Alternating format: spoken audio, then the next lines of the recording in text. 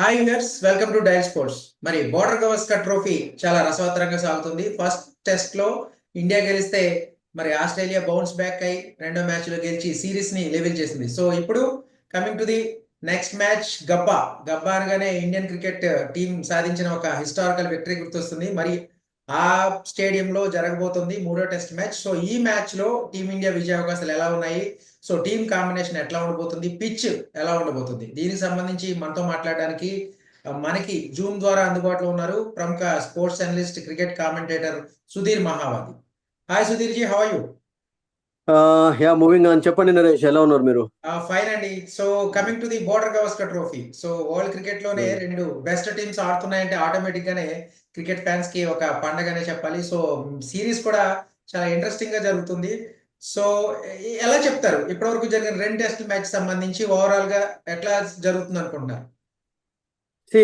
Tremendous comeback by Australia, no doubt about it, and that was expected. Pink ball cricket తోటి and వాళ్ళ reputation వాళ్ళు పూర్తిగా కనబరిచారు కూడా. Why they are champions in day and night matches లో అని చెప్పి. ఐ థింక్ మళ్ళీ ఆస్ట్రేలియన్స్ మెల్లమెల్లగా ఫామ్ లోకి వస్తున్నారు. And it was totally different. అంటే మరి 2021 లో ఇండియా ఆడినప్పుడు India lost the first test match. ఆ తర్వాత ట్రెమండస్ కంబ్యాక్ చేసి 1-1 ఉన్నప్పుడు బ్రిస్బేన్ లో లాస్ట్ మ్యాచ్ ఆడారు. And last match was exciting గా కొనసాగింది. 3 హాఫ్ సెంచరీ చూసాం. రిషబ్ పంత్ 89, శుభ్మన్ గిల్ 91. ఆ తర్వాత Cheteshwar Pujara was there. Actually Virat Kohli we missed him because we know the reasons actually. And Washington Sundar played good role actually. Quick గా రన్స్ స్కోర్ చేశాడు. Ashwin was brilliant actually with the ball. So overall గా ఆ particular test match 2021 లో మాత్రం అద్భుతంగా కొనసాగింది. అది repeat అవుతుందా? ఇండియా 2-1 లీడ్ లోకి వెళ్తుందా? That's a question mark. ఎందుకంటే ఆస్ట్రేలియన్స్ ఒకసారి ఎప్పుడైతే మొమెంటం అందుకుంటారో ఐ థింక్ వాళ్ళని ఆపడం కష్టంగా ఉంటుంది. అండ్ దట్టు వాళ్ళు హోమ్ గ్రౌండ్ పైన ఆడుతున్నారు కనుక. అండ్ దట్టు మరొకటి ఏంటంటే మనకు నరేష్ ఇప్పుడు Australia chances world championships final కు బెటర్ గా కనబడుతున్నాయి when you compare with India. So అందుకనే they will go all out actually. And Brisbane అంటే వాళ్ళకు ట్రెమండస్ రికార్డ్ కూడా ఉంది. వాళ్ళకు ఒక స్వర్గధామం లాగా భావిస్తుంటారు. వాళ్ళకు ఇప్పటి వరకు వాళ్ళు 40+ టెస్ట్ మ్యాచెస్ లో విక్టరీ సాధించారు. జస్ట్ 10-12 మ్యాచెస్ మాత్రమే ఓడిపోయారు. అండ్ ఇండియా 9 మ్యాచెస్ ఆడితే ఒకే ఒక మ్యాచ్ గెలిచింది కనుక ఇండియా రికార్డ్ అంత చెప్పుకోదగ్గలేదు. Last time was different, this time is going to be different. And yes, tremendous comeback చేయడం తోటి ఆస్ట్రేలియాను మరి ఎట్లా ఆపుతారో చూడాలి థర్డ్ టెస్ట్ మ్యాచ్ లో. అయితే మనకి గబ్బా అనగానే మనకి 2021 లో ఒక రిషబ్ పంత్ ఒక హీరోయిక్ ఇన్నింగ్స్ అండ్ పుజారా గానీ, అప్పుడు వాషింగ్టన్ సుందర్ గానీ, సిరాజ్ గానీ ఒక young and youth team expect మనకి పుజారా అండ్ రహానే తప్పిస్తే మిగిలిన యంగ్ టీము చాలా సంచలన విజయం సాధించింది. సో ఆ పిచ్ మీద ఇండియాకి ఒక కాన్ఫిడెన్స్ తోనే బరిలోకి దిగుతుంది. సో ఎంత వరకు మనకి గబ్బా పిచ్ మీద మనకి విజయ అవకాశాలు ఉన్నాయనుకోవచ్చు? Gabba has never been India's happy hunting ground. అది అందరికీ తెలిసింది. అండ్ మెల్బోర్న్ లో ఎక్కువగా ఇండియా విక్టరీ సాధించింది. మంచి పర్ఫార్మెన్స్ కనబరిచారు. అండ్ ఫస్ట్ అడిలేడ్ లో ఓడిపోయిన తర్వాత ఇండియా కంబ్యాక్ చేసింది Melbourne boxing day test match లో. రహానే సెంచరీ సాధించడం, బ్రిలియంట్ ఇన్నింగ్స్ ఆడాడు కెప్టెన్ గా, ఈ లెడ్ బై ఎగ్జాంపుల్. అండ్ అక్కడ నుండి ఇండియా ఎక్కడ కూడా అసలు యాక్చువల్ గా ఆ మొమెంటం కోల్పోలేదు. అండ్ 1-1 తోటి వచ్చిన తర్వాత there was pressure on both teams actually. ఎందుకంటే ఆస్ట్రేలియా 2018 లో ఓడిపోయిన తర్వాత మళ్ళీ అసలు యాక్చువల్గా ఇండియా చేతిలో ఓడిపోతుందని వాళ్ళు ఎప్పుడూ అనుకోలేదు. అండ్ వాళ్ళు ఆ రెప్యుటేషన్ కాపాడుకోవడానికి వాళ్ళు ప్రయత్నించారు. But Indians played brilliant. మీరు అన్నట్టుగా రిషబ్ పంత్ తో పాటు అటు పుజారా చక్కగా ఆడాడు. ఇంతకుముందు మనం చెప్పినట్టుగా Shubman Gill was brilliant actually. Shubman Gill కి అది ఫస్ట్ టెస్ట్ సిరీస్ కూడా. సిరాజ్, వాషింగ్టన్ సుందర్, అశ్విన్ అంటే ఒక టీమ్ లాగా ఆడారు. And that don't forget the effort of Shardul Thakur also brilliant గా ఆడాడు లాస్ట్ లో. సో ఆ కీలకమైనటువంటి పార్ట్నర్షిప్స్ వాళ్ళు నమోదు చేయడం తోటి ఒక మంచి విక్టరీ సాధించారు. అండ్ ఇట్ నెవర్ హ్యాపెండ్ అంటే ఆస్ట్రేలియా వరుసగా 2 టెస్ట్ మ్యాచెస్ 2 సిరీస్ లో ఒక టీం చేతిలో ఓడిపోవడం అనేది చాలా రేర్ గా చూస్తుంటాం. గతంలో వెస్టిండీస్ మేబీ వాళ్ళు ఓడించే వాళ్ళు కానీ ఎప్పుడు కూడా ఓడిపోలేదు. దట్టు 33 years వరకు గబాలు ఓడిపోలేదు ఇండియాలో చేతిలో ఓడిపోయినంత వరకు. Of course later it happened. We know that Shamar Joseph brilliant గా బౌలింగ్ చేయడం తోటి ఆస్ట్రేలియన్ వాళ్ళు 90s తర్వాత ఓడించడం కూడా చూసాం. సో ఆ 33 years తర్వాత వాళ్ళ యొక్క రికార్డ్ ను ఆపింది ఇండియన్సే. So maybe bit of pressure వాళ్ళపైన కూడా ఉండదని కాదు. బట్ ఆస్ట్రేలియా ఎప్పుడైతే 1-1 చేశారో ఐ థింక్ మెల్లమెల్లగా వాళ్ళు మొమెంటం అందుకుంటున్నారు. And everybody is performing actually. Only top order లో వాళ్ళకు కవాజా ఫామే కొంచెం వరీగా కనబడుతుంది. మెకనీ the new player is playing well actually. Labuschagne form లోకి వస్తున్నాడు. Smith we all know that is a champion player. అందుకని మనం అంటుంటాం కదా, క్లాస్ ఎప్పుడు కూడా పర్మనెంట్ గా ఉంటుంది. ఒక ఇన్నింగ్స్ సరిపోతుంది వాళ్ళ కాన్ఫిడెన్స్ గెయిన్ చేసుకోవడానికి. So they are just waiting for Smith form. And Head విషయం మనం ఎంత చెప్పా కానీ తక్కువనే. He's become a very big headache for India in all formats actually. T20 matches లో అట్లాగే కనబడుతున్నాడు. తర్వాత 50-50 ఓవర్ వరల్డ్ కప్ ఇండియా ఓడిపోవడానికి became a headache in Ahmedabad. And last test match లో he was outstanding actually. Okay. అయితే సుధీర్ జీ, మన team combination ఎట్లా ఉండబోతుంది? ఎందుకంటే ఈ సీరీస్ స్టార్ట్ అయినప్పటి నుంచి చూసుకుంటే మనకి ఓపెనింగ్ అసలు మనకి మారిపోయింది. Opening combination due to unavailability of Rohit Sharma in first test. తర్వాత ఆ కాంబినేషన్‌ని స్ప్లిట్ చేయకుండా జైస్వాల్ అండ్ రాహుల్‌ని కంటిన్యూ చేస్తున్నారు. కానీ ఇది రోహిత్ శర్మ ఫామ్ మీద ఎఫెక్ట్ పడిందా అన్న ఒక చర్చ కూడా జరుగుతుంది. సో ఈ నేపథ్యంలో మరి ఏదైనా ఓపెనర్ గా మరి రోహిత్ శర్మ మళ్ళీ రావాల్సిందేనా, లేదంటే నెంబర్ 6 లో కంటిన్యూ అవుతాడు అనుకుంటారు? ఒకటి Naresh, we all know that he started his test career as a middle order batter. Opener గా అయితే స్టార్ట్ గా చేయలేదు. అతడు T20లో వన్డేలో మ్యాచెస్ లో మంచి ఫామ్ లో ఆడడం తోటి ఓపెనర్ గా కూడా ట్రై చేశారు. అప్పుడు ఇండియా నీడెడ్ ఒక సెవాగ్ లాంటి ప్లేయర్ అవసరం ఉండిందని చెప్పి ఇండియాకు అవసరం ఉండేది. And he fill that role also brilliant గా ఫీల్ చేశాడు, అందులో డౌట్ లేదు.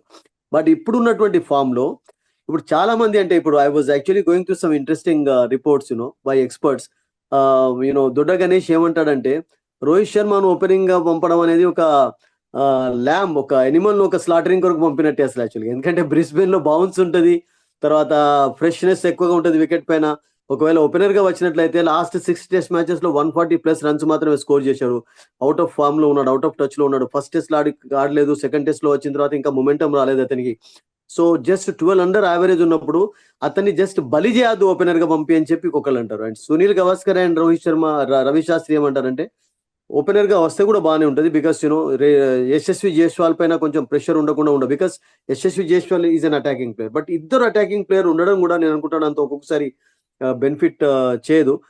Rahul I think did a good job. Test format లో ఒక ఎండ్ నుంచి కొంచెం స్లోగానే ఆడాల్సిన పరిస్థితి ఉంటుంది. Absolutely, even know doubt. ఇప్పుడు శ్రీకాంత్ గవాస్కర్ ఉన్నప్పుడు అట్లాగే చూసాం. తర్వాత సచిన్ టెండూల్కర్ సేవాగ్ తో ఓపెనింగ్ చేసినప్పుడు సేవాగ్ మిగతా ఎవరితో గంభీర్తో ఓపెనింగ్ చేసినా కానీ ఒకళ్ళు ఫాస్ట్ ఆడితే ఒకళ్ళు స్లో ఆడేది. సో ఇప్పుడున్నటువంటి ఫామ్ లో రోహిత్ శర్మను అనవసరంగా బలి చేయకుండా ఉంచాలంటే middle order would be better అని కొంతమంది అంటున్నారు. We have to wait and see because it's purely his decision. He's leading the side. Okay, he knows ఎక్కడ బాగుంటది, ఎక్కడ అతడు బెటర్ గా కాన్ఫిడెన్స్ గెయిన్ చేసుకుంటాడు అనేది ఈ knows better. So this question has to be left him.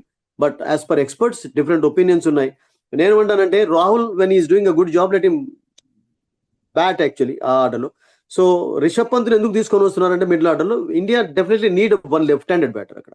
So Rohit మరింత లోగా ఆడడానికి కారణం ఏంటంటే సడన్ గా వికెట్లు కోల్పోయినట్లయితే లెఫ్ట్ రైట్ కాంబినేషన్ అనేది వర్కౌట్ అవుతుందని చెప్పి రిషబ్ పంత్ ఫామ్ లో ఉన్నాడని అతను టాప్ లో తీసుకొస్తున్నారు. బట్ ఈ క్వశ్చన్ డెఫినెట్లీ రోహిత్ గా వదిలేయాల్సింది. సో ఉన్న సిచ్యువేషన్ లోనైతే బ్రిస్బెన్ లాంటి వికెట్ పైన Rohit I think down the order ఆడడమే బెటర్. బికాస్ బౌన్స్ ఉంటుంది. అండ్ ఒకవేళ for example Australians Starc is bowling extremely well. Cummins మంచి ఫామ్ లోకి వచ్చాడు. వాళ్ళకు హేజర్వుడ్ లేకున్నా కానీ బొలాండ్ దాన్ని వాళ్ళు రోల్ ను ఫిల్అప్ చేయగలిగాడు. సో బ్రిస్బెన్ లాంటి ఫాస్ట్ వికెట్ పైన when fast bowlers can have some help, why again Rohit ని ఎందుకు ఎక్స్పోజ్ చేయాలి? ఫామ్ లో లేడు, తర్వాత కొంచెం స్ట్రగుల్ అవుతున్నాడు కనుక I think let him bat at number 3 or number 4. Okay. అయితే సుధీర్ జీ, మరి బౌలింగ్ కాంబినేషన్ ఎట్లా ఉండబోతుంది? And Siraj and Bumrah definitely they are sure for final 11. But third pacer ఎవరికి అవకాశం ఉంది? ఎందుకంటే హర్షిత్ రాణా, ఆకాష్ దీప్ అంటే మనకి ఇద్దరికి ప్రసిద్ధ్ కృష్ణ కూడా ఉన్నాడు. ప్రసిద్ధ్ కృష్ణకి ఆల్రెడీ అక్కడ మంచి రికార్డ్ ఉంది. సో మేబీ ఏదైనా ఎనీ చేంజ్ ఫర్ థర్డ్ పేసరింగ్ ఆప్షన్?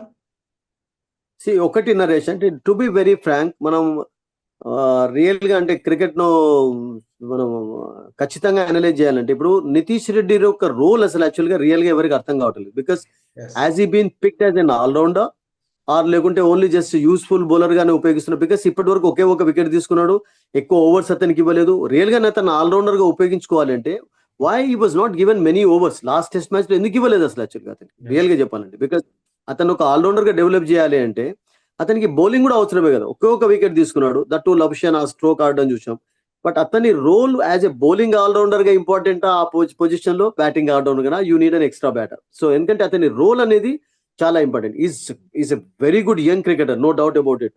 అంటే టాలెంట్ ఇన్ అబండెన్స్ ఉంది అతని దగ్గర, మంచి టాలెంట్ ఉంది, మంచి స్ట్రోక్ మేకర్ కూడా. అండ్ ప్రెషర్ ను కొంచెం రిలీజ్ చేయగలుగుతాడు స్ట్రోక్స్ ఆడుతూ. బట్ అతని రోల్ ఏంది అనేది ఇప్పటివరకు అర్థం కావాలి అసలు యాక్చువల్లీ. బికాస్ ఇప్పుడు కపిల్ దేవ్ ఉన్న రోజుల్లో, హార్దిక్ పాండ్యా ఉన్న రోజుల్లో లాస్ట్ వరకు హార్దిక్ పాండ్యాని కొంచెం మంచి ఆల్రౌండర్ గా ఇండియా భావించారు కపిల్ దేవ్ తర్వాత. But you can't compare anyone with Kapil Dev actually. So Hardik Pandya ఉన్నంత వరకు చూసాం, Hardik Pandya used to pick wickets and used to score runs also. 70s 80s score చేసేది, వికెట్లు కూడా తీసేది. బట్ నితీష్ రెడ్డి ఇప్పుడు టీంలో ఉన్నాడు అంటే ఇప్పుడు బ్యాటింగ్ స్ట్రగుల్ అవుతున్నారని ఓన్లీ ఆయన బ్యాటింగ్ చేస్తున్నాడు 40s అని చెప్పి బ్యాటర్గా ఉపయోగించుకుంటారా, ఆర్ లేకుంటే you are playing him as an, మీరు అన్నారు కదా థర్డ్ ఫోర్త్ మీడియం పేసర్గా ఉపయోగపడతారా? అతని రోల్ అనేది ఫస్ట్ క్లారిటీ రావాలి. లేకుంటే ఏమవుతుందంటే ఒక ప్లేయర్ను జస్ట్ అలాగే ఆడిస్తూ పోతే ఏమవుతుందంటే అతనికి ఒక ఖచ్చితమైనటువంటి రోల్ ఇవ్వాలి. You are a batting all rounder, లేకుంటే bowling all rounder, you to bowl wicket తీసుకోవాలని చెప్పి. సో ఇంకా ఖచ్చితంగా దాన్ని ఎవరు కూడా ఇప్పటివరకు డిజైన్ చేయలేదు దాన్ని. సో అతని రోల్ విషయం still I've got some doubts, but is a good player actually, is a team man, no doubt about it. Okay, మీ చాయిస్ ఏంటి? Akash Deep or Harshit Rana or Prasidh Krishna for third place? When you are going for wins actually you need a full fledged గా ఉండే ఒక fast bowler కావాలి. మీరు అన్నారు కదా ప్రసిద్ధ్ కృష్ణ లాగా మీరు నితీష్ను మీరు కంపేర్ చేయలేరు బౌలింగ్ లో, ఎస్. ఆకాష్ దీప్ లాగా కూడా కంపేర్ చేయలేరు. ఫర్ ఎగ్జాంపుల్ షమి ఉన్నట్లయితే డిఫరెంట్ గా ఉండే స్టోరీ, అన్ఫార్చునేట్లీ లేడు మన టీమ్. సో ఒక రోల్ అనేది అప్పచెప్తే కంప్లీట్ గా ఫాస్ట్ బౌలర్. ఇప్పుడు బుమ్రా ఎలా అయితే ఒక ఫాస్ట్ బౌలర్ గా ఉన్నాడు, సిరాజ్ ఉన్నాడు, అలా ఒక ఫాస్ట్ బౌలర్ డెఫినెట్లీ అవసరం కూడా. అంటే లాస్ట్ బ్రిస్బెన్ లో వికెట్ అడిలైడ్ టెస్ట్ మ్యాచ్ లో కూడా మనం చూసుకోవచ్చు బూమ్రాకి సరైన సపోర్ట్ ఇన్ టైమ్ లో రాలేదు. So that is the No. Main reason to Australia take the lead, huge lead. Absolutely Siraj was wayward actually, runs ఎక్కువగా ఇచ్చాడు. And Rana was totally out of touch లో ఫామ్ లో కనబడ్డాడు, ఎక్కడ కూడా బాల్ ను పిచ్ చేయలేకపోయాడు సరిగా. అండ్ ఈ was hit around by all batters, ముఖ్యంగా లబుషియన్ అండ్ హెడ్ అతన్ని చాలా హిట్ చేయడం చూసాం. అక్కడ నితీష్ రెడ్డి రోల్ కొంచెం ప్లే అయి ఉండేది ఇండియాకు, బట్ ఈ was not used properly by Rohit Sharma captain. So just last లో అతనికి కొన్ని ఓవర్స్ ఇచ్చారు, ఒక వికెట్ తీసుకున్నాడు. సో అందుకని ఇండియా ఫర్ ఎగ్జాంపుల్ మీరు అన్నట్టుగా టాప్ మెయిన్ బౌలర్స్ స్ట్రగుల్ అవుతున్నప్పుడు మీకు ఈ సపోర్టివ్ రోల్ చేసే ప్లేయర్స్ ఎవరైతే ఉంటారో వాళ్ళ రోల్ చాలా కీలకంగా ఉంటుంది. సో అందులో మీకు ఓవర్స్ ఎక్కువగా వేసే వాళ్ళు ఉండాలి. సో కనీసం ఇప్పుడు నితీష్ రెడ్డి ఉన్నాడు అంటే ఒక 10-15 ఓవర్స్ వేస్తే అతనికి కనీసం వికెట్ తీసుకునే అవకాశం కూడా లభిస్తుంది. You can't expect youngster to pick wickets in every over. రాగానే అతనికి 2 ఓవర్స్ ఇచ్చి వికెట్ తీయాలి, బ్రేక్ త్రూ కావాలంటే it can't happen actually. So అతని రోల్ ఫస్ట్ ఫిక్స్ చేసిన తర్వాత India should go ahead actually. ఎందుకంటే అతని ప్లేస్ లో ఒక ఎక్స్ట్రా బ్యాటర్ని తీసుకుంటారా, ఆర్ లేకుంటే బ్యాటింగ్ స్ట్రాంగ్ గా ఉంది మరొక బౌలర్ కావాలా అనేది India has to think twice. అది కూడా చాలా మంది అదే అంటున్నారు కూడా. ఓకే, అయితే సుధీర్ జీ ఏంటంటే స్పిన్నర్ గా వాషింగ్టన్ సుందర్ ఉన్నారు, అశ్విన్ ఉన్నాడు, అలాగే జడేజా కూడా ఉన్నాడు. సో గబ్బా పిచ్ కి, ఎందుకంటే అక్కడ వర్షం కురిసే అవకాశాలు ఉన్నాయి 5 రోజులు. సో మోర్ ఎక్కువ పేస్ కే ఉంటుంది. అయినప్పటికీ కూడా లోయర్ ఆర్డర్ లో ఒక మంచి బ్యాటర్ కావాలంటే మరి ఈ ముగ్గురులో ఎవరికి ఆప్షన్ చూస్ చేసుకునే అవకాశం ఉందంటారు టీమిండియా మేనేజ్మెంట్? కొంచెం హీట్ కూడా ఎక్కువనే ఉంటుంది అక్కడ. మేబీ మీరు అన్నట్టుగా ఆస్ట్రేలియన్స్ కొంచెం ఏదైనా వీక్నెస్ ఉంది అంటే లెఫ్ట్ ఆర్మ్ స్పిన్నర్స్ ఆడుతున్నప్పుడు స్ట్రగుల్ అవుతుంటారు, ఇంగ్లాండ్ బ్యాటర్స్ కానివ్వండి Australians. So Jadeja is not a bad pick because Jadeja మీకు బ్యాటర్ గా బౌలర్ గా ఒక ఫీల్డర్ గా ఉపయోగపడతాడు. And he can definitely bring some దాన్ని ఏమంటారంటే ఒక స్ట్రెంగ్త్ తీసుకురాగలుగుతాడు జడేజా. బట్ ఆ జడేజా మీరు అన్నట్టు కనుక ఫర్ ఎగ్జాంపుల్ ఇప్పుడు ముగ్గురు పేసర్స్ ఎలా అయినా ఉంటారు కనుక సిరాజ్ అండ్ బుమ్రా అయితే హర్షిత్, ప్రసిద్ధ్ ఆర్ ఆకాష్ ముగ్గురు ఎవరైనా ఒకరు తీసుకుంటారు కనుక ఐ థింక్ నితీష్ ను బ్యాటింగ్ చేస్తున్నాడు, బ్యాటింగ్ కొరకు కాకుండా జడేజా లాంటి ఒక ప్లేయర్ ఉన్నట్లయితే Jadeja can bowl 15-20 overs 30 overs కూడా బౌలింగ్ చేయగలుగుతాడు, వికెట్ కూడా తీయగలుగుతాడు. అండ్ నితీష్ రెడ్డి రోల్ అతను ప్లే చేయగలుగుతాడు బికాజ్ జడేజాకి ఎక్స్పీరియన్స్ కూడా ఉంది, అంటే ఒక లెఫ్ట్ హ్యాండెడ్ గా కూడా ఉపయోగపడతాడు కనుక ఐ థింక్ ఆ విషయంలో ఆలోచించాలి. And Ashwin should be there because Ashwin last time కూడా చాలా బ్రిలియంట్ బౌలింగ్ చేశాడు ఇక్కడ అండ్ మంచి వికెట్లు కూడా తీశాడు. Washington Sundar also played a key role in 2021, 2 different.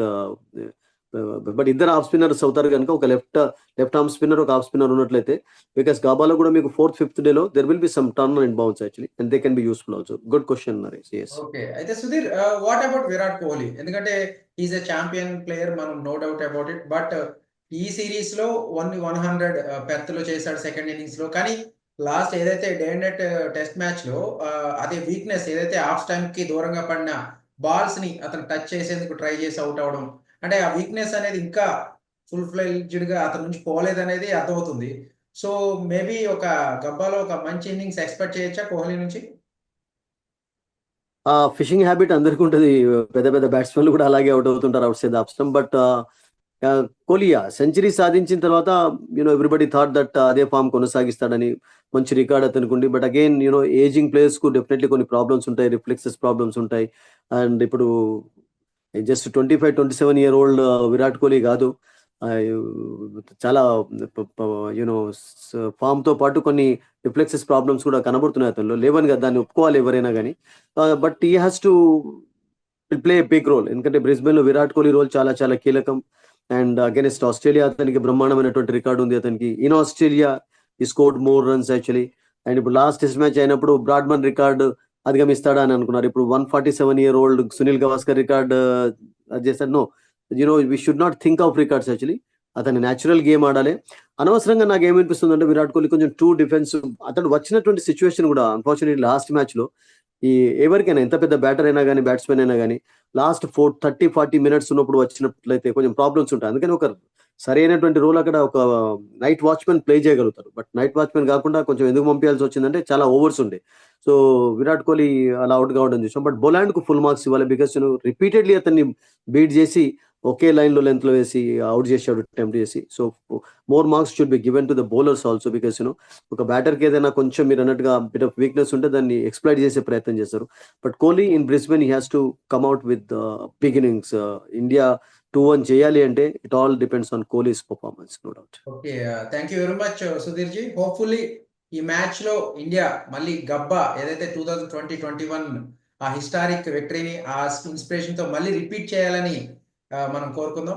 So ఇది sports analyst senior cricket commentator Sudhir Mahavadi గారితో మరి గబ్బా టెస్ట్ మ్యాచ్ గురించి ప్రివ్యూ.